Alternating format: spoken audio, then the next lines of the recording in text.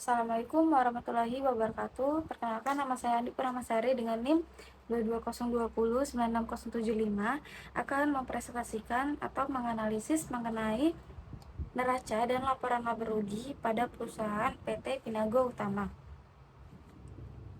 PT Pinago Utama ini didirikan pada tanggal 12 Mei 1979 di Musi, Banyuasin atau Sumatera Selatan, bergerak dalam industri kelapa sawit dan karet. Kita mulai dari laporan posisi keuangan, yaitu ada aset. Aset itu termasuk bagian dari neraca, dan aset ini ada aset lancar dan aset tidak lancar. Kita mulai dari aset lancar dulu. Aset lancar ini ada kas, piutang, dan persediaan. Kita harus memperhatikan ketiga tersebut. Kenapa? Jika ada penambahan kas, piutang, dan persediaan, maka perusahaan tersebut bisa dibilang bertumbuh atau perusahaan tersebut sehat karena ada uang kas yang masuk. Kita bisa lihat dari tahun 2021 itu ada penambahan profit.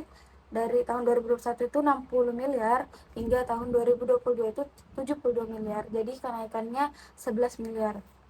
Dan total aset lancarnya di tahun 2021 449 miliar dan tahun 2022 ini 496 miliar. Jadi kenaikannya sekitar 47 miliar.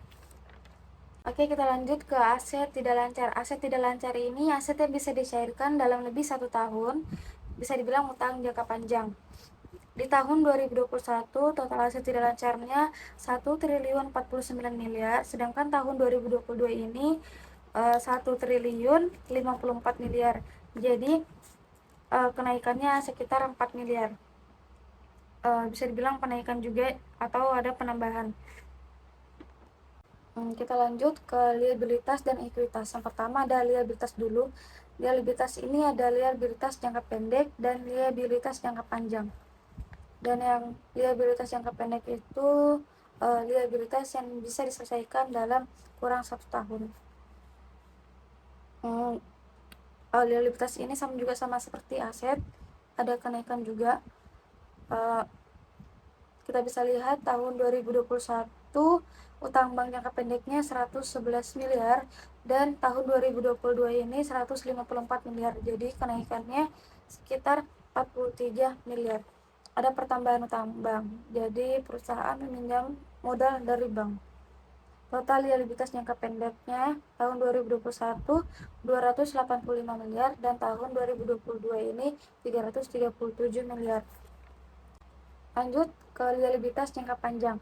Liabilitas jangka panjang ini bisa diselesaikan lebih dari 1 tahun. Lanjut atau langsung saja ke total liabilitas jangka panjang. Total liabilitas di tahun 2021-nya itu 577 miliar dan di tahun 2022 ini 504 miliar. Berkurang ya, karena perusahaan membayarkan utangnya kepada bank. Baik, yang terakhir dari bagian neraca yaitu ada ekuitas. Ekuitas ini adalah modal inti, harta dikurang utang sama dengan modal. Artinya, jika aset dikurangin utang-utangnya, maka ketemulah modal inti atau ekuitas. Langsung saja ke hitungan ke total liabilitas dan ekuitasnya. Bisa dilihat kepentingan non pengendaliannya di tahun 2021 itu 2 miliar dan total ekuitas di tahun 2021 itu 635 miliar. Jadi itu ditambah, jadi total liabilitas dan ekuitasnya itu sekitar 1.498 miliar. Dan di tahun 2022 ini kepentingan non pengendali ini 2 miliar, sedangkan total ekuitasnya ini 708 miliar. Itu ditambah, jadi total liabilitas dan ekuitasnya itu 1.550 miliar. Ekuitasnya naik berarti modal intinya nambah karena pertumbuhan dari bisnis tersebut.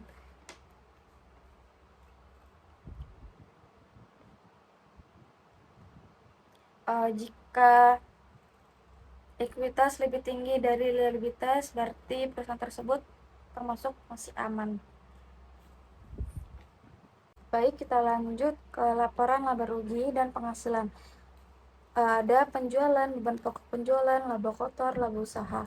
Di tahun 2021 penjualannya sekitar 2 triliun 88 miliar dan beban pokok penjualannya di tahun 2021 itu 1 triliun 606 miliar.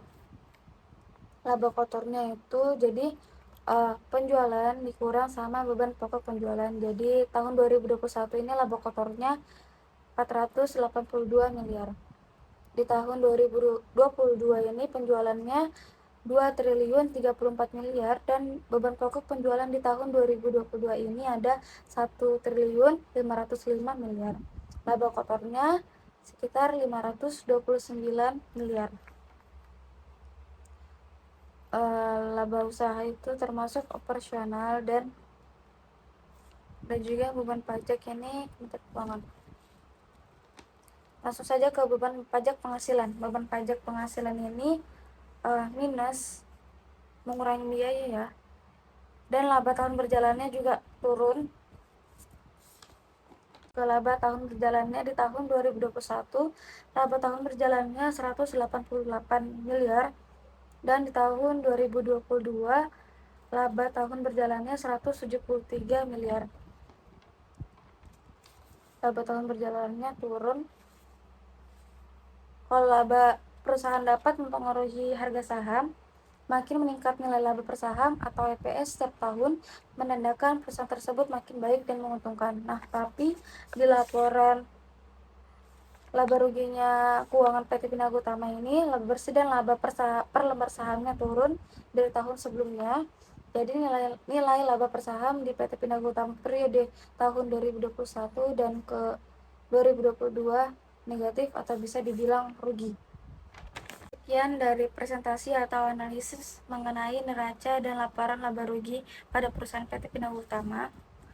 Kurang lebihnya mohon dimaafkan.